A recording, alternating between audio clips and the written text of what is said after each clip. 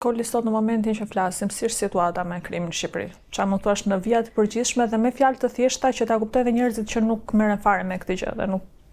Po të them që është si 97, nuk e them dot sepse në atë kohë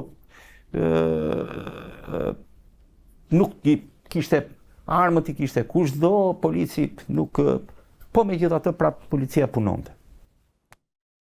Jemi një pikë drastike në ulje. Shqetësimi më i madh është armatosja e të rinjve. Po ti shohësh, nuk është problemi më shitja e drogës. Policia mund të arrestojë brenda një dite 2500 shitës në Tiranë. I ka dhe dhënat, i di dhe kush janë. Po i arreston nga 30, sa herë merr pikën e dobët në popull, në komunitet. Sa herë që do të tregoj, domethënë, edhe zotron mediat në për propagandë?